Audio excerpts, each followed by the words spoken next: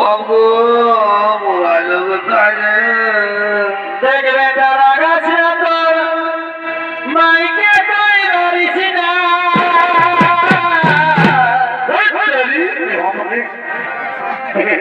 বেটা বুড়া মাই দিকে বুড়া মাই ধরেছি বাপুটি আজ কি বল জীবন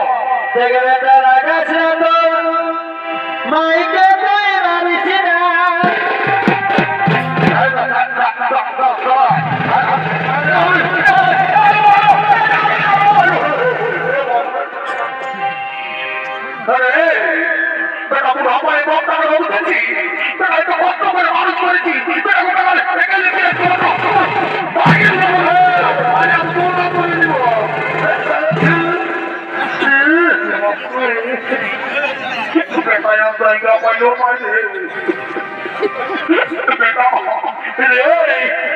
বেটা বুড়া আপনাকে ভাবছি বেটা হাত বুড়া আমার ধরবে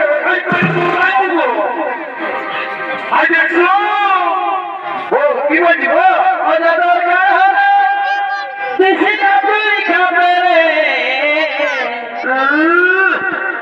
আমরা বুড়া বুড়ি মারে কাময় মাগে রাজা বাড়ি খাবি জানতো তো কোথাও খাতে দিল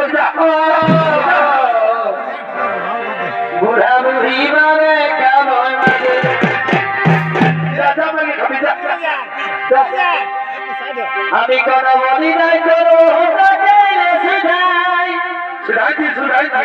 আর 10 বছর বিহার করা হলো 2 দিন ছেলে মাই হলো কোনটাকে কোনদিন দেখতেই পারলি নাই আমরা দেখতে পারি নাই তো বারে বারে সবাই এরকম বলে যে কলিযুগের ছেলে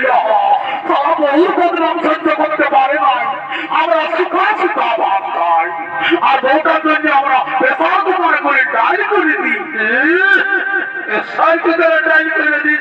সেদিন একদিন পোল্ট্রি মাংস আনবি কতটুকু ঝোলটাও নাই দিবি আর বলছি পেশার দোকানে ডাইল করে দিই আলু পোস্ত করে দিই গায়ের লোকটা শুনাই দে বারে বারে আপনার মাথায় আরে এই জন্য বলে দাদা এই কলিযুগের বেটা বউকে তুমি যতই যত্ন করো এই কলিযুগের বেটা বউ আপন হবার নয় এই যে দেখছো সারা ভর্তি ছেলে এই ছেলেটি জন্ম দিতে কত মায়ের মৃত্যু হয় কত মা 10 মাস 10 দিন গর্ভে ধারণ করে কত আশা নিয়ে জন্ম দেয় যে এই ছেলে বৃদ্ধকালে মার দিবে এই শালা কুলাঙ্গার ভর্তি ছেলে নাই শালা মাইটাকে মারে বারে বারে কলিযুগের ছেলে আমার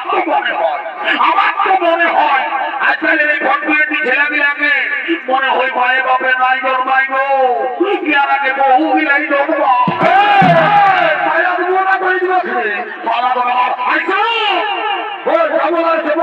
আমি কোন অভিনয় করবো শুধাইছি আছে